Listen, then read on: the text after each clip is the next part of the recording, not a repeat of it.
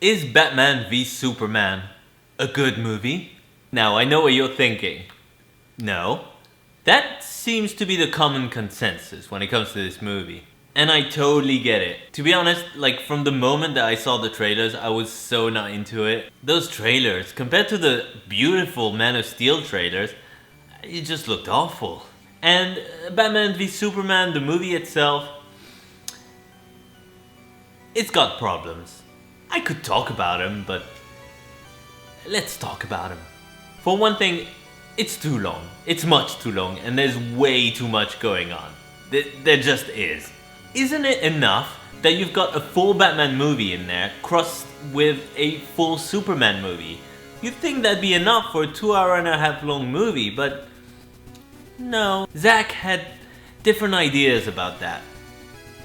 Bad ones. So because we gotta compete with Avengers, we gotta have Wonder Woman in there, and she's fine. I mean, Gal Gadot does a decent enough job, but we don't need her. I mean, I like Wonder Woman as much as anybody else, but you really don't need her in this movie. It's actually kind of weird that she's there, especially when she's fighting alongside the others. It's just like, where'd that come from? If you're building up to some big crossover, you can have Diana Prince in there. You can have her in this movie just as kind of a minor character where she's mysterious, so you don't really know who she is. Then you can tease the hell out of the new Wonder Woman costume. What's it gonna look like? And then in the Wonder Woman movie, she's finally revealed and she looks awesome, and that's kind of how you do it. I don't know you can't just throw her in there. It's just, it would have been a nice surprise, it just didn't have the right impact in this movie. It just felt odd.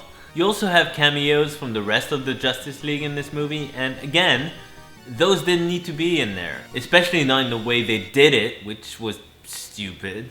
Why did they show people sitting on their ass, clicking on different clips of superheroes? It's just like, we can do that ourselves. It's boring to watch someone else do it. And what about those weird dream sequences, like Flash coming back to warn Bruce Wayne, or this apocalyptic thing where Batman wears a coat for some reason? They look cool, I'll give them that, but we really don't need them here. There's already way too many dream sequences in this movie as it is. Alright, another problem. Pretty big problem, I'd say. Superman sucks. I'm sorry, he does. Henry Cavill, nothing against the guy. He's a very good actor, but as Superman, he's been completely misdirected from the very beginning. So, I mean, he can only work with what he's been given to work with, which is not much at all. His Superman is just not charming. He's just bland and surprisingly mean. Oh, and his Clark Kent is just a joke. I mean, really? That's the best you could do? Just a pair of glasses, nothing else. No change in his personality at all. He's just Superman working in the newspaper. Huh. What? So basically, whenever Batman and Superman meet, you just want Batman to just punch the shit out of him. And he does.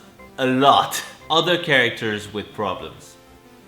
Lex Luthor. Now, honestly, I don't even have a problem with Jesse Eisenberg being cast as Lex Luthor, or his kind of wacky performance. Because number one, he's pretty entertaining, and he breathes some life into an otherwise rather grim movie. Number two, it kind of makes sense that in this day and age, Lex Luthor would be this kind of meek little Mark Zuckerberg young type of CEO. And three, quite simply, Jesse Eisenberg is a very talented actor, and he makes it work.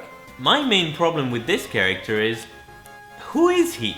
Is he actually Lex Luthor, or is he Lex Luthor's son, Alex Luthor?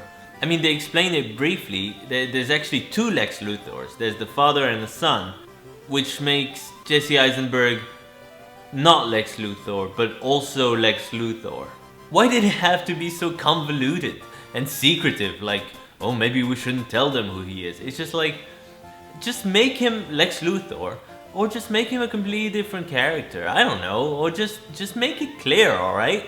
So if he's not Lex Luthor, why did you make him bald at the end? Like, is it because he's turning into his father? It's just like, but then why didn't you just make the father the main character? I can't get my head around it. Alright, what else? Oh yeah, Doomsday. Almost forgot about that guy. The ending, admittedly, is a bit of a mess. Doomsday is just kind of this CGI blob thing with no motivation or lines or anything. It's pretty rubbish. And the fight at the end is all over the place, you know. Lois Lane throws the spear and then she has to go get the spear. And then Superman dies for some reason. Everything looks really foggy and disorienting. It's a shame. I think a really good ending would have completely saved this movie. Hey, you know what? I think this is all the bad stuff I can think of right now. So let's get to the good stuff. Or at least the stuff I liked. Best place to start, all the Batman stuff. Well, mostly. Most of the Batman stuff. Now, I'm not a huge fan of this new Batman costume. It just looks a bit too chunky to me, and he looks more like a cat than he does a bat with those little ears. And the Batmobile is the same. It's very chunky, and it's like loaded to shit with guns. It's like too many guns, okay? But it's still pretty cool. And yes, I was very skeptical about Ben Affleck as Batman, because when you say it out loud, even to this day, it still sounds kind of ridiculous. But, you know, credit where credit is due, he did a good job. I like his Bruce Wayne and his Batman. He captured kind of a darker, more bitter side to this character, and I like it. It reminds me of Michael Keaton. As for him killing people, he only technically kills directly a couple of them, and, you know, the rest of them just kind of die accidentally. I know Batman is not supposed to kill anybody, that's kind of the whole point of that character, but, you know, it's a different interpretation. You gotta accept movies as not just direct adaptations of comic books, you know, it's their own thing as well, which is why the original Batman film, the 1989 film, still works really well. And, you know, this movie borrows from a lot of different things, so I didn't care that much, you know, it just makes him more angry and just badass. Besides, you know, technically, Christian Bale's Batman flat out kills Ra's al Ghul at the end of Batman Begins, so, you know, not too many people complain about that. It's just not a big deal to me, personally. I also love Jeremy Irons as Alfred, but then again, I love when they cast Jeremy Irons in anything, because then I get to hear that awesome voice of his, and he's one hell of a good actor. Except in Dungeons and Dragons. Although, can you imagine that movie without Jeremy Irons? Who would watch that? Anyway, another thing I liked is the look and the tone of the movie. It feels from the very beginning like something epic is about to happen. You know, you really get that feeling like something really important is going on, even though Batman doesn't actually fight Superman until like an hour and a half into the movie. It's like Zack Snyder was actually pretty restrained before all the Doomsday stuff happens. You know, before that, you know, there's not too much slow-mo, there's not too much blurry CGI crap. This actually looked close enough to Christopher Nolan's movies. And, you know, it wasn't overly stylized like Watchmen. It's a good-looking movie, for the most part. Definitely better than Man of Steel. The dynamic between Superman and Batman I thought was pretty well done. And pretty interesting, actually. I like that both of them have a lot to deal with emotionally and physically. Like, when the fight happens, it's surprisingly short, and that can be disappointing to some people, but it's really good. Like, I really like that scene. As for the whole Martha thing, I don't really get why people have such a big problem with it. It's not about their mothers having the same name, it's about Batman coming to the realization that Superman is basically a human being. And also the irony that Batman is the one who's acting more like an alien than Superman is. So when Superman says Martha, Batman thinks back to who he is, who he's supposed to be. If you remember, the first scene of the film is Thomas Wayne just dead, dying, lying on the ground, and the first word he says is Martha. So this was all kind of foreshadowed in that really terrible scene. So Batman suddenly thinks back to that traumatic moment when he was a child, and he's like, what am I doing? You know, this is crazy. This is not what I'm supposed to be. He's basically no different than his own parents' killer at this point, you know? He's just a maniac. He's been scarring, you know, like his enemies and stuff. He realizes that you know, he's gone too far. And I thought that was pretty powerful. I already mentioned that Alex Luthor, or Lex Luthor, is a lot of fun, and he is. I do want to mention the score a little bit because Hans Zimmer creates a Lex Luthor theme that's actually so good. Forget the Wonder Woman theme, the Lex Luthor theme is where it's at. That is the best piece of music in this film.